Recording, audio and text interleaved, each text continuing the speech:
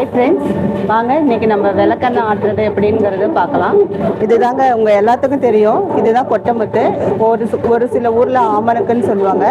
இது பாருங்கள், சின்ன சின்னதாக இருக்கிறது உங்களுக்கு நாட்டு கொட்டமுத்துங்க. கொஞ்சம் பெருசாக இருக்கிறது வந்து ஹைப்ரிட் கொட்டமுத்துங்க. கொட்டமுத்து ஃபஸ்ட்டு எப்படி வாங்கணும்னு தெரிஞ்சுக்கலாம். நீங்கள் இப்படி அமுக்கு பார்க்கும்போது நல்லா கெட்டியாக இருக்கணுங்க. அப்படி இருந்தால் நமக்கு ஆயில் கொஞ்சம் நல்லா வரும். ஒவ்வொன்றும் அமுக்கும் போது புடக்குன்னு உடையுங்க. அப்படிங்கிறது வந்து கொஞ்சம் வேஸ்டேஜான கொட்டமுத்துங்களாம். நமக்கு ஏன் இப்படி ரெண்டு மிக்சடாக இருக்குன்னா, நம்ம காட்டுக்காரங்கிட்ட ஃபார்மர்ஸ்லேருந்து டைரெக்டாக வாங்குறோங்க.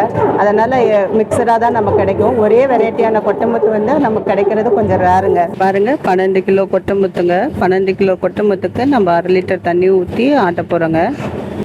இப்போ ஆட்டின நம்ம விளக்கெண்ணெயை நம்ம காய்ச்சணுங்க. வாங்க நம்ம போய் பாத்திரத்தில் ஊற்றி காய்ச்சலாங்க. காய்ச்சும் போது நம்ம எண்ணெய் பார்த்தீங்களா தண்ணி மாதிரி தாங்க இருக்கும். பால் மாதிரி இல்லைன்னா தண்ணி மாதிரி அந்த கன்சிஸ்டன்சியில் தான் இருக்குங்க. நம்ம காய்ச்சும் போது தான் நமக்கு விளக்கெண்ணெய் திக்காக நல்லா வாசனையாக கிடைக்குங்க. இதுதாங்க பதம். இப்போ விளக்கெண்ணெய் நல்லா காஞ்சிருச்சு. வாங்க நம்ம வடிகட்டலாம். போட்டு ஆட்டி காய்ச்சி வடிகட்டி வச்சுருக்கோங்க. இது பார்த்தீங்களா ரொம்ப உடம்புக்கு நல்லதுங்க. நல்ல குளிர்ச்சியானது. நம்ம சமையலுக்கு பயன்படுத்தலாம். நம்ம வயிற்றை சுத்தப்படுத்தும். நீங்கள் தாராளமாக குழந்தைங்க சமையலுக்கு எல்லாத்துக்குமே யூஸ் பண்ணலாங்க. சுத்தமான விளக்கெண்ணெய் வேணும்னா சஷ்டி ஆயில் மேலே கான்டாக்ட் பண்ணுங்கள். தேங்க்யூ.